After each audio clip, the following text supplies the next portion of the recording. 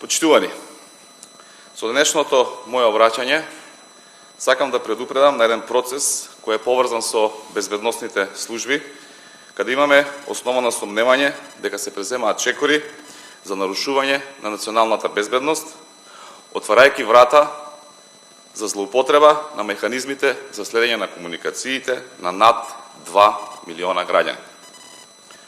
Со оглед на тоа што информациите подлежат на тајност, она што дозволува законот ќе го споделам со јавноста. Имено Комисијата за надзор над спроведување на мерките за следење на комуникациите на својата 15-та седница, почнувајќи од 23. мај 2023 година, одржа 5 продолженија, разгледувајќи информација за работењето на Оперативно-техничката агенција ОТА. При тоа Комисијата, постапувајќи во рамките на своите надлежности, утврди сериозен сомнеж дека ОТА го прекршила членот 2 од Законот за следење на комуникациите, односно дека извршила незаконска набавка на средства за следење на комуникациите кои може да бидат злоупотребени, а набавката е без соодветно одобрение предвидено во ставот 2 од овој член. Ваквото прекршување на законот отвора можност за загрозување на националната безбедност и безбедноста на граѓаните, како и повреда на човековите слободи и права утврдени со Устав, закон и меѓународни договори ратификувани во согласно со Уставот на Република Македонија. Согласно со закон предвидените надлежности, како Комисија за надзор над спроведување на мерките за следење на комуникациите, едногласно, со подршка од сите пратеници без разлика на политичката партија, донесовме заклучок за ова сомнение да го известиме јавниот обвинител на Република Македонија.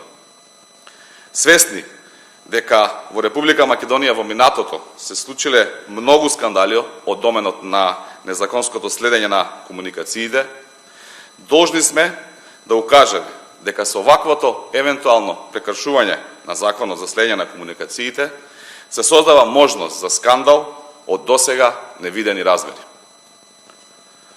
Од досега изнесеното, неминовно се поставува и прашањето зошто некој на помалку од 2 месеци пред заминување од функцијата го прави ова токму во овој момент кога се актуелни уставните измени.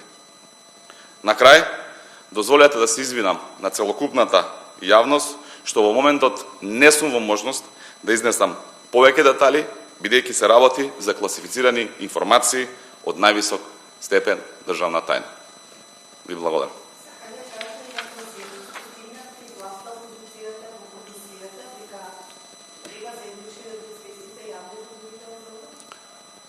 Согласно надлежности на комисија, откако ќе заврши расправа, се носат заклучоци и тие заклучоци беа едногласно изгласани.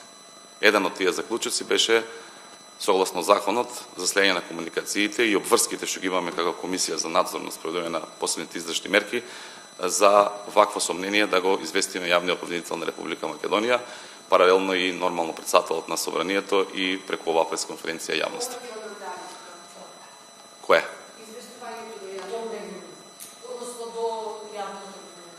Ова е известувањето до медиумите преку оваа пресконференција, а известувањето до јавниот обвинител и до претседател веќе е направено.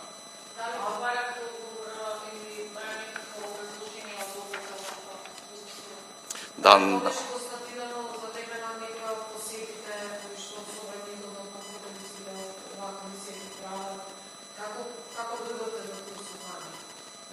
Согласно нашите надлежности да вршиме надзор над спроведување на посебните истражни мерки на 15-та седница, која што имаше 5 продолженија, на едно од нив присуствуваше и представник, односно директорот на Оперативно-техничката агенција. Согласно сите информации кои што ги разгледавме, по однос на таа точка дојдовме до овие заклучоци. Како што ви кажав и на крајот од пресконференцијата, овие информации се класифицирани со државна тајна.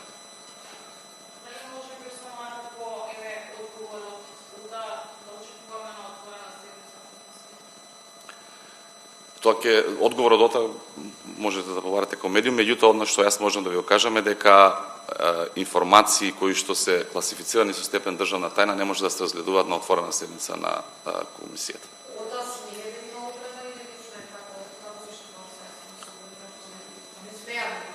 ОТА смее да има опрема за следење на комуникациите, која што е набавена и ја поседува во согласно со закон. И никако поинаку. Како што веќе кажав, значи имаме основано сомнение дека ОТА го прекршила членот 2 Закона за следење на комуникациите, односно извршила набавка на средства кои може да бидат злоупотребени, а набавката е без соодветно одобрение предвидено членот 2 на ставот 2 на овој член.